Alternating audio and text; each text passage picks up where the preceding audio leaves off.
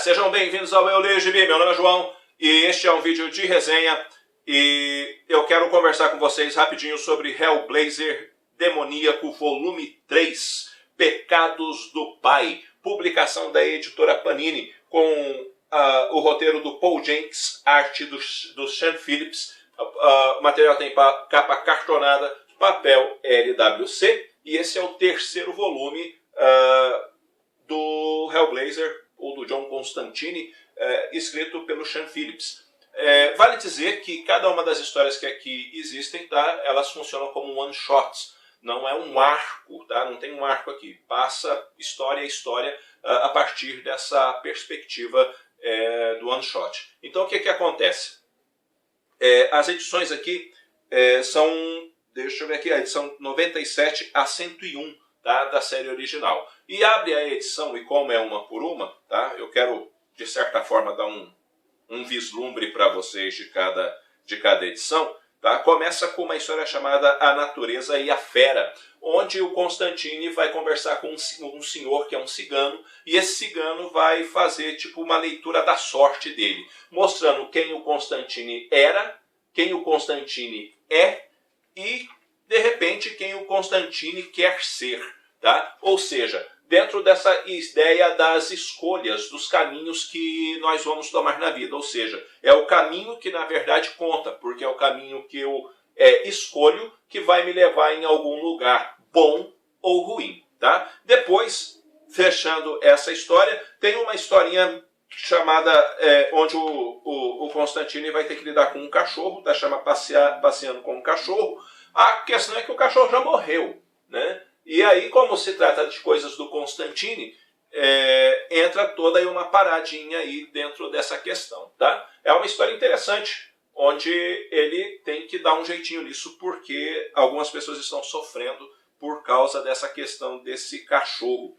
Indo para a terceira história, chamada Pumpkin Rural, o Constantine leva alguns amigos para um determinado lugar chamado Avaton, e lá é um lugar, vamos dizer assim, que as pessoas conseguem contemplar a vida numa outra perspectiva, como, por exemplo, um cara viciado em drogas que contempla como seria a vida dele se ele não usasse drogas. Uma pessoa, por exemplo, com um tipo com cicatrizes no rosto, que consegue contemplar como seria a vida dela sem aquelas cicatrizes e por aí adiante. E, necessariamente, nem todo mundo sabe lidar com isso de forma adequada, e pode acabar gerando algumas tristezas e algumas coisas que você não sabe mais como conviver sem aquele tipo de vida. É uma história bem interessante e que chama a atenção, até que vai para a edição de número 100 da mensal do Constantine, que é justamente os pecados do pai, onde são revelados alguns pecados, literalmente, do pai do Constantine. E ele vai ter que se acertar com o pai dele, conversar com o pai dele. Diga-se de passagem que o pai dele também já morreu. E o Constantine acaba entrando em coma e vai ter todo esse processo dele conseguir conversar com o pai dele. E você descobre que mesmo que a pessoa seja perdoada, ou seja, você perdoa uma pessoa por alguma coisa que aconteceu, necessariamente não quer dizer que ela não pagará ou não arcará com as consequências daquilo que ela fez. Tá? É uma história que tem uma trama interessante, bem desenvolvida nessa perspectiva e dessas relações familiares também complexas do Constantine.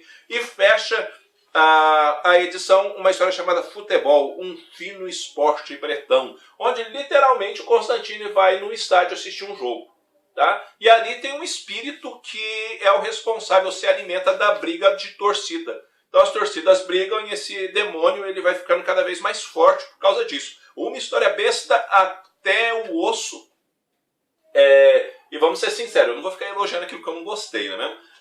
É uma história boba, muito boba, tipo, parece que o Paul Jenkins não tinha o que escrever naquele dia, então ele resolveu criar uma história que é uma encheção de linguiça, assim, monumental, e ele fez isso, tá? É uma história bem fraquinha mesmo, não curti não, mas não desmerece o valor do encadernado, tá? É só aquela história que não é tão boa. Não, vale também dizer que o volume 3 não é tão bom quanto o volume 2, tá? O volume 2 é o melhor, tá? Mas ele é melhor que o volume 1, que eu acho o volume 1 mais fraco. Então fica mais ou menos assim, volume 3, volume 2, volume 1, em termos de qualidade. Tá?